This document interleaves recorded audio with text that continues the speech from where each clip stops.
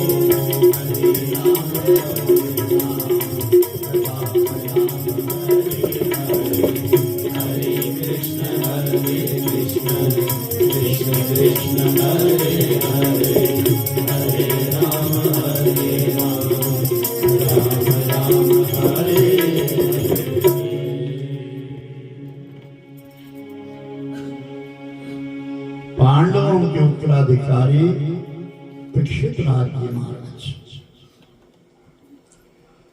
राज सत्ता को संभाले हैं। कल वहीं कथा को विराम दिया गया था। जब ज्योतिषियों ने राजा परीक्षित का जन्मांक जब लिखा, जिसको हमारे यहाँ टीप कहते कुंडली, तो स्पष्ट शब्दों में लिख लिया गया कि जब ये बालक 45वें वर्ष में प्रवेश करेगा तो गंगा मैया के किनारे जाकर के कोई बहुत बड़ा यज्ञ करेगा। तो ऋषि मुनियों के कानों में आवाज आई,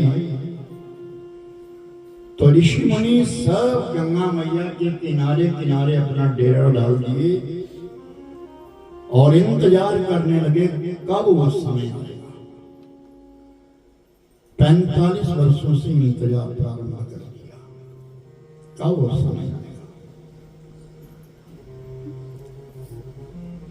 पांडवों के स्वर्ग जाने के पश्चात अपना कार्य भार जो उनके कंधों पर दिया गया परीक्षित के, उसे बड़े सुचारू रूप से चला रहा है। प्रजापालक प्रजा की सेवा करता, शुश्रूषा करता है और सारी प्रजा अपने राजा का मान सम्मान करती है। सारी प्रजा मान सम्मान करती है। एक दिन की बात,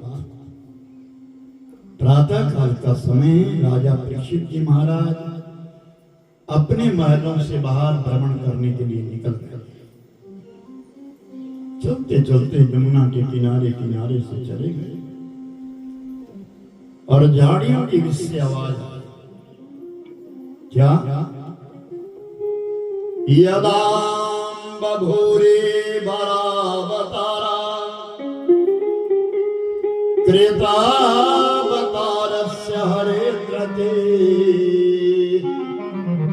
अनंतर विशिष्टा कर्माणि नाना कर्माणि सर्वाणि विलंबितानि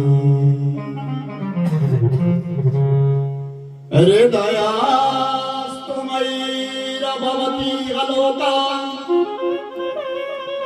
प्रवणन्ति यत्र यद् शुद्ध देवै पदां तृतीयं संभार मुक्तये दाना प्रवृत्ति यदशूय लोके। एक पुरुष कह रहा है, याद आ रही होगी आपके लिए, याद आ रही होगी कि जब धरती के ऊपर भगवान कृष्ण थे तो आपको कोई पीड़ा नहीं थी, कोई चिंता नहीं थी।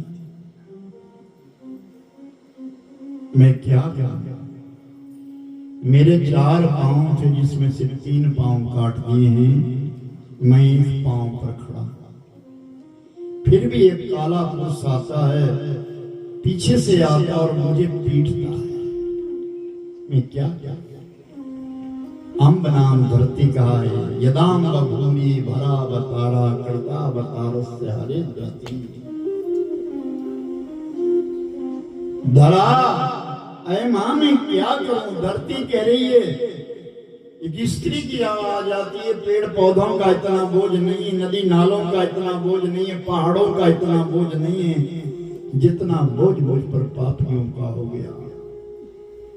लोग लुटेरे हो गए, पाखंडी हो गए, चोर हो गए, धर्म शास्त्रों का विक्रय करने वाले हो गए। मैं क्या करूं, दबी जा रही हूं।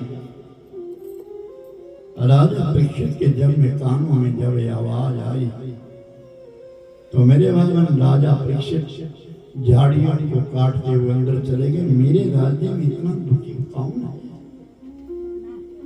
ना वहां स्त्री है और ना वहां पुरुष है,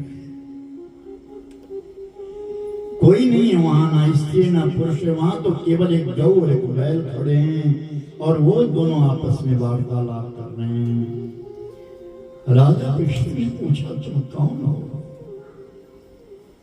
तो उस गौ ने कहा मैं धरती हूँ, जब जब भी मुझ पर भार पड़ता है तो मैं गौ का रूप धारण करती हूँ। ये साधारण बैल नहीं है, ये मेरा पुत्र है, ये धर्म है। राजा आपके राज्य में हमें बड़ा कष्ट हो रहा है। राजा परीक्षित ने कहा गौ से कहा मां तुम यथावत रहो, जैसे तुम धरा हो धरा में आपको नमन करता हूं, लेकिन संकल्प लेता हूं आपके भार उतार दूंगा, आपको कष्ट निवृत्ति से कर दूंगा मैं आपकी। धर्म दया दान धर्म शौच और तप तुम्हारे जो चार पांव हैं मैं चारों सुरक्षित करूंगा। आज भी मेरे भाई बहन एक ही पांव के ऊपर कलयुग आ गया है और वो है दान। केवल दान पर धरा खड़ी गई, सत्य चला गया, तप चला गया, शौच शौच चला गया, केवल दान पर। तो कहा कि मैं तुम्हारे चारों पांव सुरक्षित करूंगा, लेकिन तुम्हें पीटता कौन है? जाओ धर्म तुम यथावत अपने स्थान पर चले जाओ। धरणी और धरा, धरणी और धर्म जो है विलग विलग होकर अपने स्थान पर चले गए। पीछे से काला पुष्प कलयुग आया। राजन मेरा अवतार हुआ है, मुझे स्थान दो, मेरा नाम कलयुग है। राजा परीक्षित कहते तेरे लिए मेरे राज्य में स्थान नहीं है। नहीं नहीं, मेरे लिए आप स्थान दो, मेरे लिए आप मुझे स्थान दो जहां मैं रह सकूं। राजा परीक्षित ने कहा मेरे पास तुम्हारे लिए कोई स्थान नहीं। नहीं राजा, मैं शरणागत हूँ, आपकी शरण में आया हूँ, आप मुझे मेरी रक्षा कीजिए। तो कहा कि तुम्हारे पास कोई गुण है? मेरे राज्य में अवगुण भरा नहीं रह सकता, अगर तुम्हारे पास कोई गुण है तो कहो। तो कलयुग कहने लगा अवगुणों की तो मैं खान हूं, लेकिन गुण केवल एक है। क्या? कि जो मेरे युग में मेरे काल के बीच में नाम जप करेगा वो मुक्ति को प्राप्त करेगा। राजा परीक्षित ने कहा ये तो बहुत बड़ा गुण, कुछ करना कराना नहीं, खाली नाम जप करना। हाँ, तन्मय होकर के जो नाम जप करेगा वो भवसागर से पार जाएगा। जब इतनी बात कही तो मेरे भाई बहन तुरंत राजा परीक्षित ने कहा मैं तुमको 4 स्थान देता हूं, जाओ जहां मदिरा पान किया जाए वहां तुम रहना। सब विचार करते ना कलयुग के कौन कौन से स्थान, जहां मदिरा पान किया जाए वहां तुम रहना, जहां व्यापार किया जाए वैश्यवृत्ति की जाए वहां तुम रहना, जहां जुआ खेला जाए वहां भी तुम रहना, और चौथा स्थान जहां प्राणियों का वध किया जाए वहां भी तुम रहना। तो कलयुग कहता है तो चारों स्थान गंदे महाराज, कोई पवित्र स्थान तो बताइए, कोई स्वर्णमय स्थान तो बताइए। तो जाओ, जो सोना कभी किसी से छुड़ाया गया हो, कपट से दिया गया हो, छल से दिया गया हो, किसी का दरोर खा लिया गया हो, उस सोने में भी तुम्हारा निवास होगा। कलयुग चला गए, राजा परीक्षित लौट करके अपने महलों में आ गए, बड़े आनंद से रह रहे हैं, बड़ी साधना पूर्वक तत्पर जीवन काट रहे हैं। एक दिन संध्या वंदन करने के लिए जा रहे थे, मन में ख्याल आया मेरे पूर्वजों ने मेरे लिए क्या रखा है। हर माता पिता अपने बच्चों को कुछ ना कुछ छोड़ करके जाते हैं। अच्छे माता पिता वही है, ध्यान रखना, खूब कमाओ, जिंदगी में खूब कमाओ, 50 साल तक खूब कमाओ, 50 साल के पश्चात उस धन को अच्छे कर्म में लगाने की चेष्टा करो, सेलिब्रेट करो अपनी जिंदगी, घूमो, तीर्थ यात्रा करो, दान करो, धर्म करो, और उसी जो पैसा बच जाए वो अपनी संतान को छोड़ दो। ये तुम्हारे लिए, क्योंकि जो कुछ हम करके जा रहे हो हमको दोबारा तो मिलने वाला नहीं है। जो यहाँ हम करके जा रहे हो हमको नहीं मिलेगा, वो तो आगे भोगेंगे उसको। हमने अपने हाथों से जो कर्म कर लिया वही हमको मिलेगा। अच्छा कमाया था तभी इंसान बन करके हम लोग कथा में पहुंचे। कोई पुण्य कर्म किया है तो आज सौभाग्य मिला है, कथा श्रवण करने का सौभाग्य मिला है। पुण्य कर्म किया है तो ये सौभाग्य मिला है एक सत्कर्म करने का। तो मेरे भाई बहन,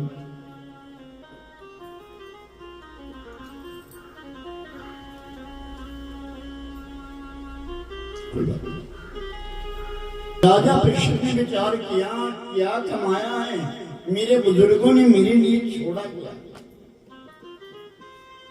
उठे और कोषागार में चले गए, खजाने में चले गए।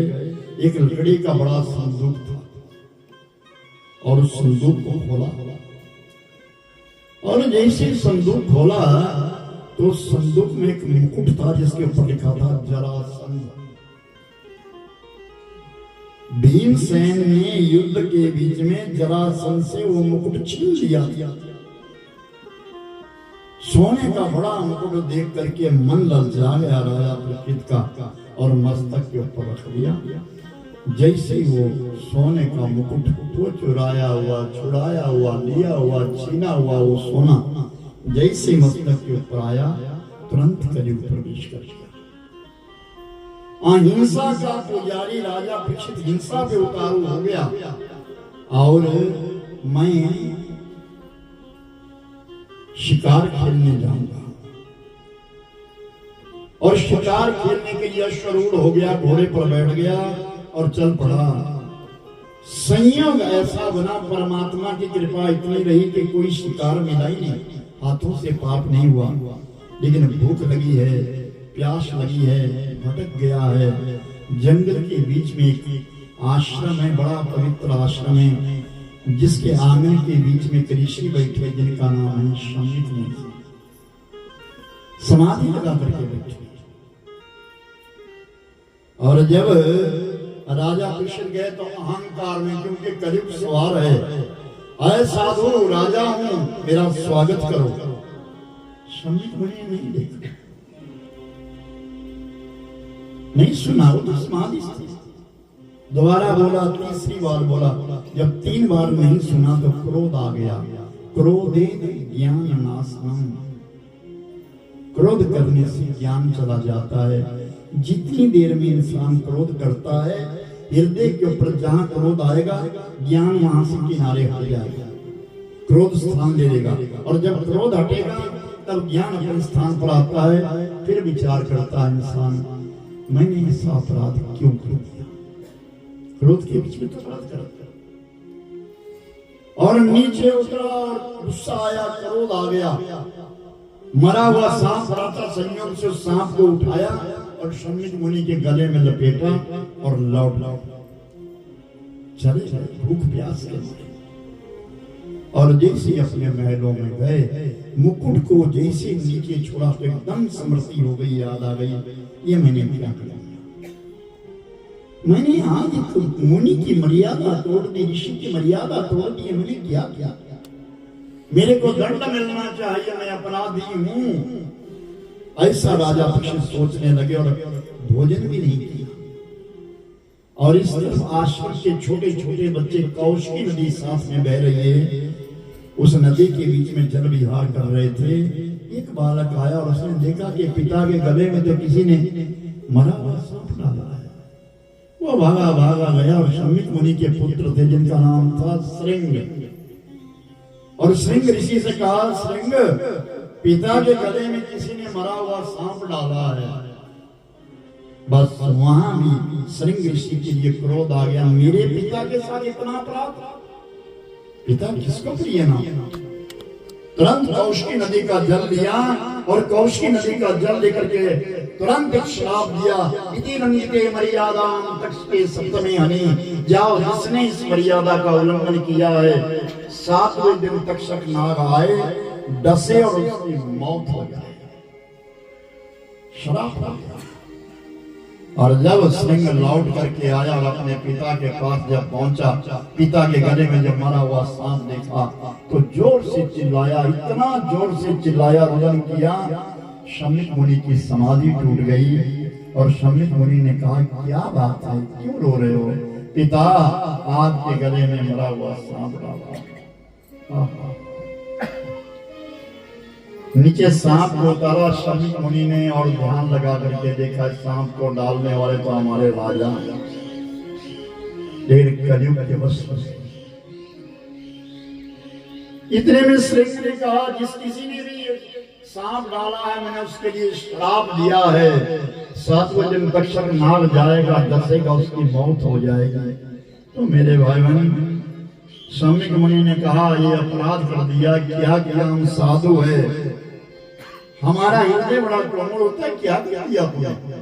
और श्राप किसको दिया मालूम है? हमारे राजा है वो, और वो प्रजा पालक राजा है। अभी जाओ, इसी समय जाओ, राजा प्रजा से कहो अब श्राप तो पूर्ण होगा, मृत्यु तो होगी, 7वें दिन तक्षक नाग आएगा, डसेगा, अधोगति हो जाएगी, इसलिए जाओ राजा से कहो अपनी परम गति का उपाय करो,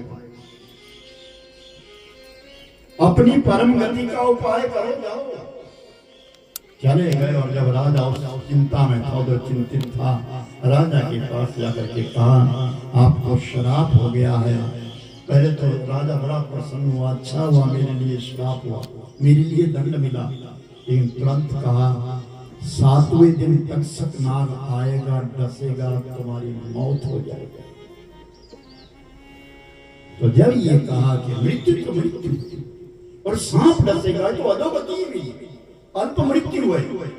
मेरे पूर्वज जो स्वर्ग में चले गए हैं, राजा युधिष्ठिर, राजा अर्जुन, सब नकुल, सहदेव, भीमसेन, सब मिलकर के देखेंगे मेरे पूर्वज जितने चले गए, राजा शांतनु है, गंगा मैया है, सब जब मुझे पोसेंगे। हमारी संतान ऐसी हुई आगे कि जिसने वो नरक को चला गया, अकेला नरक को जा रहा।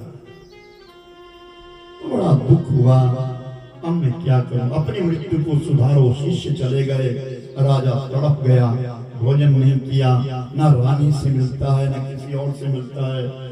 ऋषि मुनियों को खोज करके बुला करके पूछता है, मैं क्या करूं? गंगा मैया का आश्रय, गंगा मैया का आश्रय।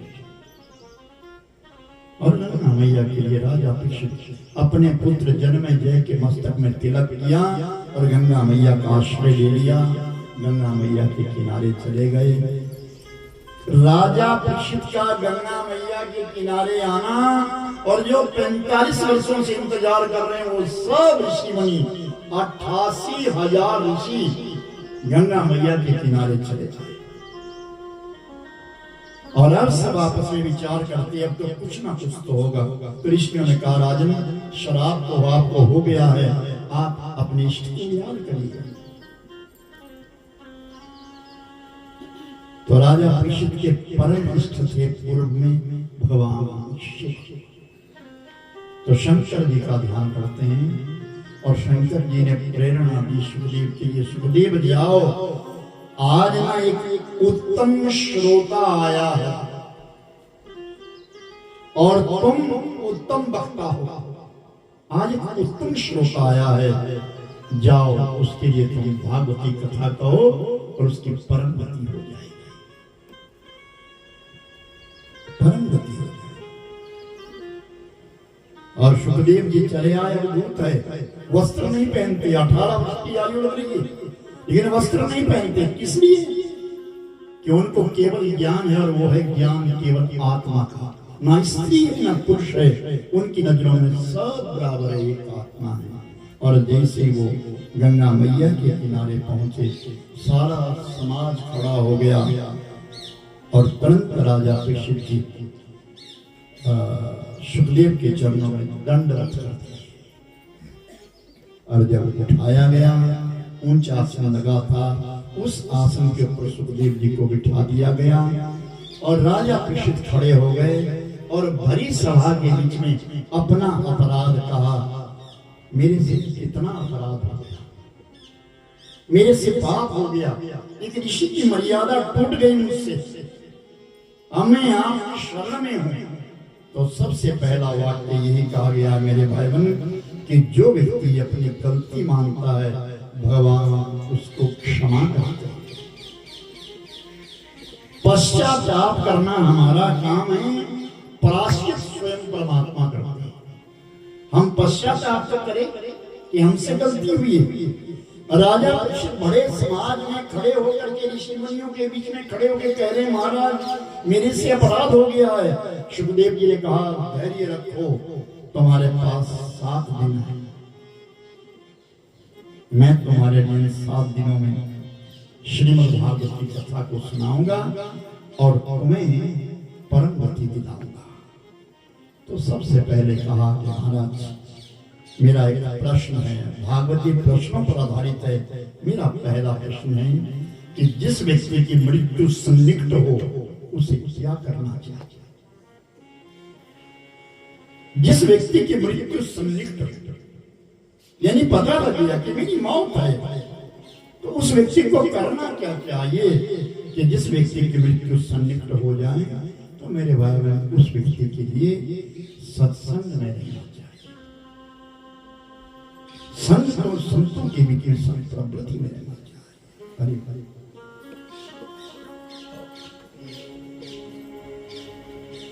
यदि नाथ का नाम दयानिधि है तो दया भी करेंगे कभी ना कभी।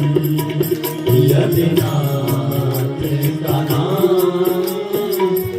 दयानिधि है तो दया भी करेंगे कभी। यदि नाथ का नाम दयानिधि है तो दया भी करेंगे कभी ना कभी। हो यदि नाथ का नाम दयानिधि है तो दया भी करेंगे कभी ना कभी। ओ तो दया भी करेंगे कभी ना कभी। तो दया भी करेंगे कभी ना कभी। ओ दया भी करेंगे कभी ना कभी। यदि नाथ का नाम दयानिधि है तो दया भी करेंगे कभी ना कभी।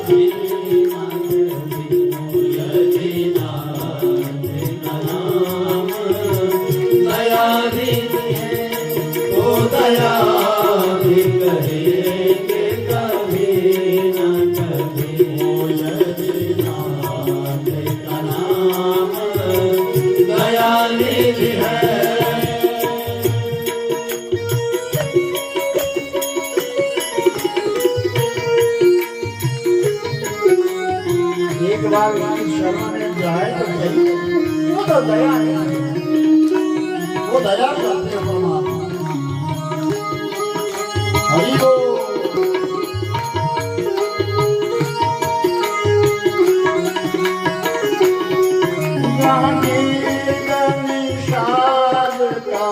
आदर है जहाँ गीत निषाद का आदर है, यहाँ प्यार आदर है, जहाँ ज्ञान अजामिल का घर है। देश बनाकर उस घर में वही देश बनाकर उस घर में हम जाते कभी न कभी कोई नाना दया निधि है तो दया भी कहीं कभी न कभी, वो तो दया भी कहीं कभी न कभी, वो तो दया भी कहीं कभी न कभी। राजा दीक्षित गुरु चरणों में नमन करते सबसे पहले दीक्षित होते हैं। याद रखना, कथा श्रवण करने के लिए पहले दीक्षित होना अनिवार्य है, ये शास्त्र मत है। कहा जाता है जो व्यक्ति दीक्षित नहीं है उसको कथा श्रवण करने का भी अधिकार नहीं माना जाता। मुख्य श्रोता दीक्षित होना चाहिए। तो सबसे पहले सुखदेव जी ने राजा दीक्षित को दीक्षा दी और दीक्षा देने के पश्चात कहा, राजन मैं तुम्हें सृष्टि की कथा बताता हूँ, यह संसार कैसे बना, इसकी उत्पत्ति कैसे है। जिस प्रकार यह मृत्यु मंडल है, जहां आप लोग रहते हैं, हम आप लोग रहते हैं, मृत्यु लोक है, इसी प्रकार का एक पितृलोक है। जिस समय ये कथा सुनाई राजा दीक्षित के लिए, कहा राजन मैं उस काल की बात आपको बता रहा हूं, ये धरती नहीं थी, ये मृत्यु लोक नहीं था, ये रसा नहीं था, रस रसातल में चली गई थी, पाताल में चली गई थी, ये धरती ये डूब गई थी। तो उस समय उस पितृलोक के बीच में साधु रहते हैं, एक मुनि रहते हैं जिनका नाम है कश्यप मुनि। उनके 13 पत्नियां, जिसमें से एक पत्नी का नाम है दिति, और वो दिति नाम की जो भार्या है, एक दिन संध्या की बेला थी, सूर्य अस्तांचल की ओर जा रहे थे, और अस्तांचल की ओर सूर्य जिस समय जा रहे हैं उस समय उस दिति ने अपने पति कश्यप ऋषि से कहा, महाराज गर्भ धारण करने की इच्छा है, मैं गर्भ धारण करना चाहती हूँ। कश्यप ऋषि ने कहा, क्या कह रही हो, भगवत स्मरण करने का समय है, या संध्या शैव गायत्री संध्या संधि, जहां 2 समय आपस में मिल रहे हैं, कहते उस समय झाड़ू नहीं देना चाहिए अपने आंगन में, पुस्तक ग्रंथ नहीं पढ़ना चाहिए उस समय, बाहरी काम नहीं होना चाहिए उस समय, भगवत भजन होना चाहिए, घर में उजाला हो जाना चाहिए, वो संध्या की पावन बेला। और तुम कह रही हो कि मुझे गर्भ धारण करना है? हाँ, हट करती है, मुझे गर्भ धारण करना है, मुझे गर्भ चाहिए, मुझे संतान चाहिए। कश्यप मुनि ने थोड़ी देर विचार करते रहे, जब नहीं मानी तो श्राप, जाओ मैं तुम्हें श्राप देता हूं, तुम्हारे 2 संतानें होंगी, लेकिन दोनों राक्षस होंगे। और जब ये वरदान दिया और उसके लिए श्राप दे दिया, गर्भ धारण कर दिया, और 100 वर्षों तक गर्भ धारण कर दिया। आए राजन, 100 साल तक वो गर्भवती रही होगी थी, और यही पीड़ा में जलती रही कि मेरे संतान होगी और दानव होंगे। और जैसे 100 वर्षों के पश्चात जब दोनों बच्चों ने जन्म लिया, जन्मते ही उल्कापात होने लगे, दिन में तारे नजर आने लगे, गर्दभ गर्दमाने लगे, चारों तरफ से उल्लुक बोलने लगे। मेरे भाई बहन, उस समय अंधेरा छा गया, ग्रहण लग गया। इस प्रकार का उल्कापात हो गया। जब दो बालक जन्मे, जन्मते ही इनके 32 दांत पूरे थे, बड़े बड़े सींग थे, बड़े बड़े केश थे जिनके, और पांव उस धरा लोक पे पड़ गया और आकाश मंडल की ओर उनका मस्तक चला गया। ऐसे दो पुत्र जन्मे। शास्त्र कहते हैं मेरे भाई बहन, जन्मते ही अगर बालक के 32 दांत पूरे हो तो उस शरीर को नष्ट करने वाला होता है।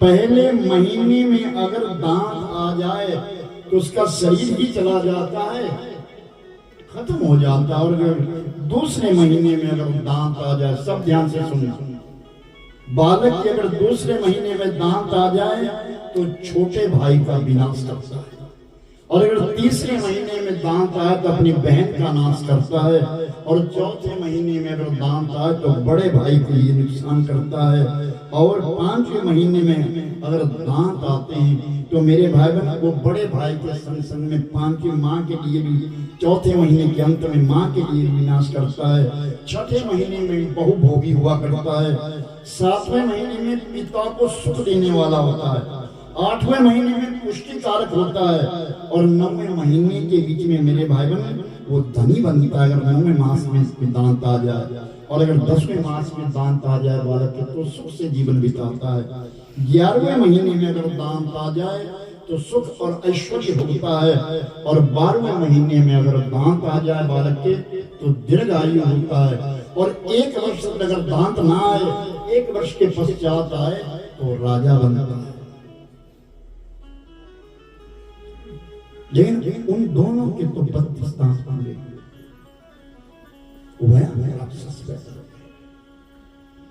और पिता ने उसी समय दोनों बच्चों से कहा, तप करो, तपस्या करो। एक का नाम हिरण्याक्ष रखा और दूसरे का नाम हिरण्यकश्यप रखा। दोनों तप करने लगे, थोड़ा आवाज तप करने लगे। और मेरे भाई बहन, वो हिरण्यकश्यप बिलक तप कर रहा, हिरण्याक्ष तप करता करता इतना प्रबल हो गया, और एक दिन उसके मन में आया, मैं सबको जीत लूं, सबको जीत लूं। देवलोक में चला गया और देवताओं को पदाच्युत करने लगा, उनके पदों से हटाने लगा, एक एक को तड़फाने लगा, और देवलोक को जीतता जीतता वो हिरण्याक्ष वरुण लोक में चला गया। और जब वरुण देव को जब गले से पकड़ा तो वरुण ने कहा, अपने जैसा बलवान योद्धा ढूंढ, ना हम बलवान योगा और युद्धम रिबाता, जिससे तू युद्ध करना चाहता है बलवान है, चला जा बलवान योद्धा। तो पूछा कहाँ मिलेगा? पाताल में, धरती को लेकर के आ रहा है, रसातल में डूबी उसको उठा करके ला रहा है, अपनी सूंड पर लेकर के आ रहा है। और वो हिरण्याक्ष पाताल की ओर चला गया। वो पाताल के बीच में से धरणी को जो ऊपर लाने वाले हैं वो बराह भगवान हैं। सब देवताओं के संयोज्य ब्रह्मा की नासिका भाग से उत्पन्न होने वाला वो जीव देखते ही देखते विराट रूप धारण कर लिया, और जब सामने नजर आया तो सब देवताओं ने हाथ जोड़ लिए। तो सबने विचार कर लिया भगवान ने बराह अवतार लिया। तो बराह ने कहा, क्यों मुझे याद किया है? महाराज, धरा नहीं, मुझे जलचर नवचर स्थलचर 84 लाख योनियों को बनाना है। आपसे विनय है कि आप मेरे लिए धरणी लाइए। ब्रह्मा जी ने कहा। तो भगवान रसातल में चले गए धारण करके, और इस अंडाकार गोलाकार धरती को अपनी सूंड पर लेकर के आ रहे हैं। इधर से हिरण्याक्ष चला गया, इसे किनारे छोड़, मेरे संग में युद्ध कर। भगवान वराह ने कहा, मैं इस रसा को, इस धरती को पानी के ऊपर स्थापित कर दूं, उसके पश्चात मैं तेरे संग में युद्ध करूंगा। नहीं, पहले युद्ध करो। पहले बात युद्ध होता रहा, संवाद से विवाद हो गया, युद्ध हो गया, फिर मलयुद्ध शुरू हो गया, धरणी को किनारे छोड़ दिया। 10 वर्षों तक युद्ध चलता। जब ना तो वराह हारते हैं ना भगवान वराह विष्णु जो स्वरूप है हारते हैं और ना ही हिरण्याक्ष हारता है। तो ब्रह्मा जी यार ब्रह्मा जी ने आकर के भगवान के कानों में कहा महाराज ये ऐसे नहीं मरेगा। अभिजीत मुहूर्त के बीच में दोपहर काल के बीच में जो अभिजीत मुहूर्त आता है उसके बीच में अपने सुदर्शन का आवाहन करिए और सुदर्शन चक्र से इसकी गर्दन काट दीजिए। जब इतना कहा मेरे भाई बहन तो भगवान ने उस अभिजीत मुहूर्त से जो 11:40 से लेकर के 12:20 तक का जो काल रहता है उसको अभिजीत कहते हैं, जिसमें कोई मुहूर्त पूछने की भी आवश्यकता नहीं है। इस समय काल के बीच में आप कोई भी कार्य प्रारंभ करो क्योंकि उसका नाम सुदर्शन है और सब दोषों को दूर करता हुआ वो सुदर्शन निकल जाता है। तो उस समय भगवान ने अपने सुदर्शन का वाहन किया और देखते ही देखते गर्दन काट दी और बराह भगवान के बीच में हिरण्याक्ष की ज्योति समा गई। हिरण्याक्ष की ज्योति समा गई मेरे भाई बहन और भगवान इस धरणी को अपनी सूंड पर उठा करके लाए और धरती के ऊपर स्थापित कर दिया। जहां ब्रह्मा ने 84 लाख योनियां बनाई जिसके बीच में 20 लाख किस्म के वृक्ष बनाए,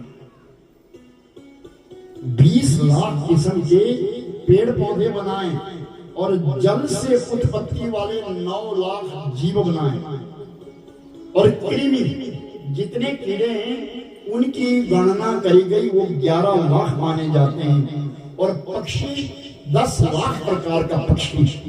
सुनिए ये इतिहास ये गणना है, शास्त्र में एक शब्द लिखा गया और कहा कि चतुष्पाद चारों पांव से चलने वाला जो जीव है वो 30 लाख है और मानव जो है वो 4 लाख मानव का रंग और रूप बना करके तैयार किया। 84 लाख योनियां बनाई गई। आप देखना बरसात के दिनों में थोड़ा सा जल कहीं गिर जाए तो कितने कीड़े पैदा हो जाते और क्षण थोड़े समय और फिर मिट जाते, कोई पता नहीं है। उस ब्रह्मा जी जो इस कर्णधार है नाना विधि प्रकार की उत्पत्ति संसार को दिए 84 लाख योनियां हैं और सही में तो ये कहा गया है कि अगर हम उचित कर्म नहीं करते अच्छा कर्म नहीं करते तो इन 84 लाख योनियों के बीच में हमको जाना होगा।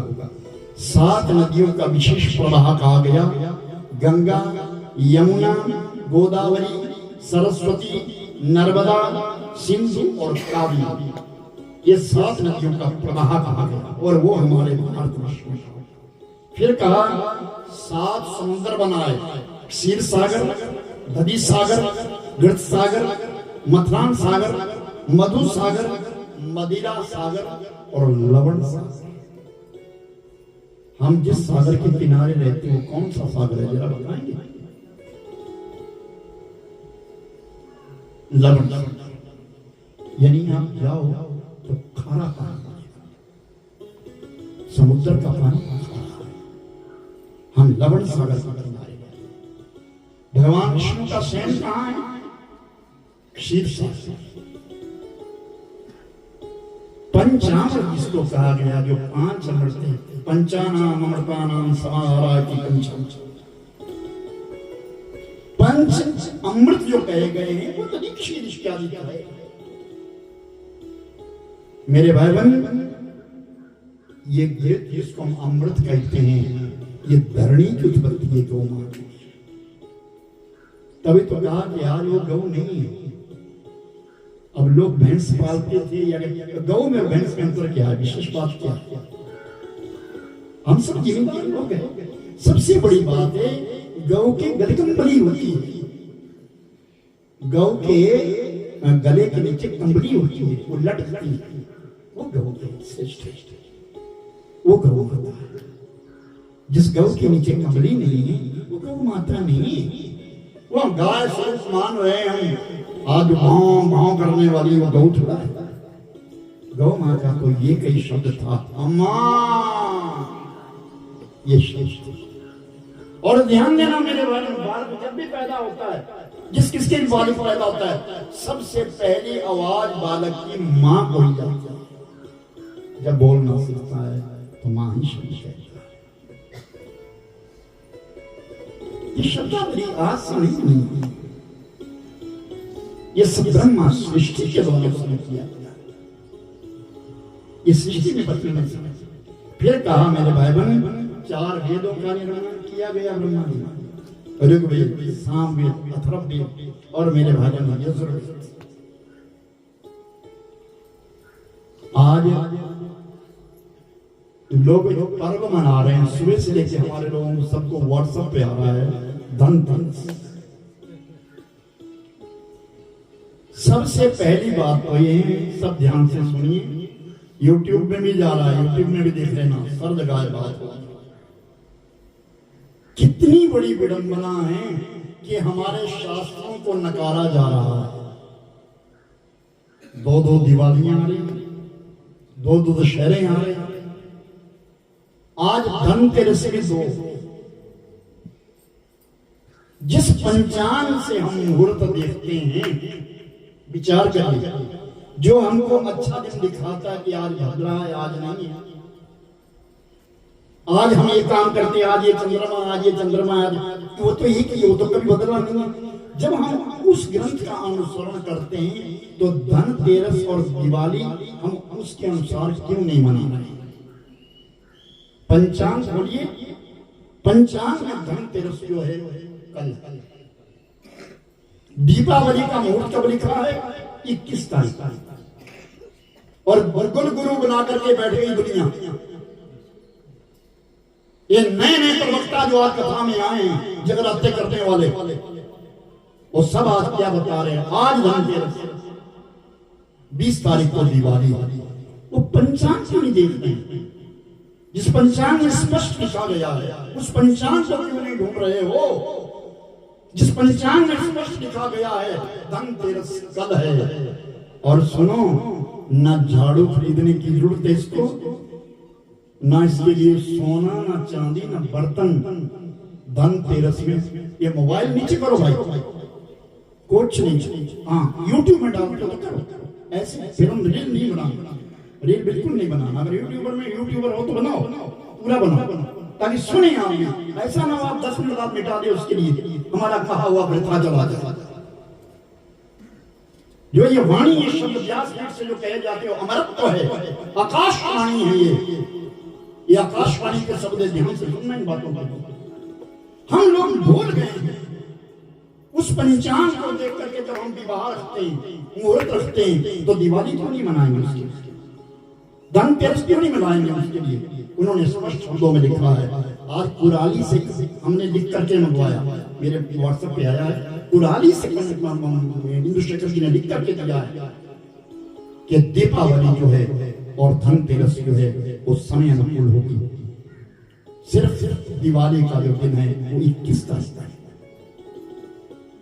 क्यों हम गलत कर रहे हैं? प्रातः काल जो तिथि होती है वही सारा दिन मनाई जाती है और रात्रि में वही तिथि मनाई जाती है। हम गलत क्यों करें? पंचांगों पर लिखा है, ढूंढो। धनतेरस कल है, और ये खरीदने का त्योहार नहीं, ये मनाने का त्योहार है। कल के दिन में धनवंतरी जी आए। धनवंतरी कौन? हमारे लिए और सोना लेकर के आए। तो हम तो उल्टा ही कर रहे, चलो जी सोना खरीदो, चलो जी आज चांदी खरीदो, चलो जी आज झाड़ू खरीदो, आज बर्तन खरीदो। अरे क्या कर दिया गूगल ने, क्या कर दिया दुनिया में? कैसे ब्राह्मण आ गए, क्या होने लगा है? इन ग्रंथों को भूल गए, जो इनमें लिखा है उनको भूल गए, अपना ग्रंथ बना गए। तभी तो कहता हूं कि श्रोताओं का स्तर गिर गया, वक्ता का स्तर नहीं, श्रोताओं का स्तर गिर गया। श्रोता को पता ही नहीं है मुझे सुनना क्या, मुझे कथा किससे सुननी। डफली बजाने वालों को बिठा दिया गया और चर्चा कर दी गई। कम से कम पता तो चले, विद्वानों की भाषा तो भागवत जी के बीच में है। इन कथाओं में पुष्पाली जाती थी पहले, गुरु ऐसे ध्यान नहीं देते थे। पहले रगड़ रगड़ कर चांदी बना देते थे, फिर कहते थे चल बैठ बैठ। ये 5 साल तक जीवन मेरे पास रहा। 5 साल तक मेरे साथ रहूंगा। उसके पश्चात डिगर गांव में आकर के पहली बार भागवत प्रारंभ किया और आज 500 भागवत करके शिरोमणि कहलाता है। पढ़ा लिखा बच्चा अच्छा लगा मुझे। एक पढ़ा लिखा है, कोई डफली बजाने वाला तो नहीं, और इस व्यास आसन को अलंकृत करने वाला अच्छा चाहिए। तभी तो कहता हूं अच्छा चाहिए। मान सम्मान कवि का के उसका करो जिससे योग्य, जिसके अंदर योग्यता नहीं उसका मान सम्मान क्या होगा। अब तो भागवत मजाक बना दिया, जो उठा वही चले, जो उठा वही चले। गद्दी बना, गद्दी बैठ जाओ, पढ़ो तो सही, अनुसरण तो करो सही किसी का, किसी के पास रहो तो सही, कुछ काल देखो तो सही। मैं अपनी जीवनी में बताऊं, हमारे डिस्ट्रिक्ट सोलन में 2 प्रवक्ता थे। एक स्पार्ट में हुआ करते श्रीधर जी और एक बात हुआ करते थे। 2 ही प्रवक्ता थे। ना जाने मैंने कितनी कथाएं उनके साथ सुनी है, तब जाकर के व्यासपीठ मिली है। ऐसे नहीं मिली है। हम कर्जदार अपने माता पिता की, जिन्होंने उस गरीबी में मुझे पढ़ाया, उस गरीबी जब पास में कुछ था ही नहीं। और शिमला शहर में 1971 का स्टूडेंट हूं, शिमला का जन्मे नहीं थे लोग। 1971 में मैं शिमला पढ़ा था। आज शिमला में जब कथा करने जाता जब मैं कहता हूँ तो कई बोलते जी हमको तो पता ही नहीं, तो कई बोलते हम भी 71 में ही गए थे, हम भी थे। पहली बात तो है कि शिक्षित होना अनिवार्य है और शिक्षित के साथ साथ दीक्षित होना भी अनिवार्य है। भले शिक्षा हो, अगर तुम्हारे पास दीक्षा नहीं है तो तुम शून्य। और दीक्षा 2 जगह मिलती है, या संतों से या ग्रंथों से। अच्छे ग्रंथों का अवलोकन करो। हमारे हिमाचल प्रदेश की सबसे बड़ी लाइब्रेरी है सचिवालय में शिमला, कोई नहीं पढ़ता। मैं कई बार गया, मैंने अनेक सूत्रावली नाम लिख लिया, अनेक सूत्रावली दी। तो कहती आप कौन है? मैंने कहा ऐसे कहती यहाँ कोई ऊंचे ग्रंथों कोई पढ़ता नहीं, सब में लकड़ियां लग रही है। पुस्तक पढ़ करके कोई राजी नहीं है, मोबाइल खोल करके देखते हैं और मोबाइल क्या बता रहा है उसे मालूम क्या है। वो तो मेरे वर्दी ने डाल दिया, वो तो मेरे वर्दी ने डाल दिया। जो ग्रंथों का वाक्य है उसे ढूंढो, ये भागवत ग्रंथ है। भागवत ग्रंथ को बगल में दबा करके नहीं चला जाता, मस्तक पर रख के चला जाता है। ये पूजनीय ग्रंथ है, आदरणीय ग्रंथ है, इसके आगे झुका जाता है। बड़े व्यक्ति को ऊंचा बिठाया जाता है, अपने आप नीचे बैठा जाता है। धारा बुद्ध महाराज से पूछा था किसी ने, महात्मा मुझसे पूछा था महाराज एक बार बताइए कथा प्रवक्ता ऊंचे क्यों बैठे? ज्ञान देने वाला ऊंचा क्यों बैठता है, लोग नीचे क्यों बैठते हैं? तो महात्मा बुद्ध ने कहा कभी तुमने झरना देखा है? कि प्यासा जब झरने के पास जाता है तो हाथ नीचे करता और पानी कहां से गिरता है? ऊंचाई से गिरता है। उसी प्रकार ज्ञान वर्षा जो है ऊंचाई से होती है, लेकिन अनुसरण उसी युवा का होगा जिसके अंदर कोई योग्य हो, तब तो कोई अनुसरण करेगा, अन्यथा वो कान को सुन करके उसको किनारे हटा दिया जाता है। मेरे भाई बहन, हिरण्याक्ष की ज्योति बराह भगवान में समा गई और उसके पश्चात हिरण्यकश्यप बढ़ने लगा। जब इतनी कथा कही तो फिर राजा ने दूसरा प्रश्न कर लिया, महाराज ये जानना चाहता हूं कि एक दानव होकर के, एक राक्षस होकर के उसकी ज्योति परमात्मा में समा गई, मेरी समझ में नहीं है बात। और किस कारण? तब शुक्राचार्य कहते हैं राजन सुनो, मैं तुम्हें एक पूर्व कथा बताता हूं। पूर्व काल के बीच में जिस कथा को कल आपने सुना, सनक सनंदन सनातन और सनत कुमार, वो चारों भाई एक समय वैकुंठ के बीच में भगवान का दर्शन करने के लिए चले गए। और वैकुंठ के 7 दरवाजे हैं। पहला दरवाजा है यम। सुनिए ध्यान से, अभी 2 वर्ष पूर्व अयोध्या जी के बीच में राम मंदिर की प्रतिष्ठा करके नूतन मूर्ति का आवरण किया गया। ठीक है, 2 वर्ष। तो जब प्रतिष्ठा की बात आई कि इस मूर्ति की प्रतिष्ठा कौन करेगा,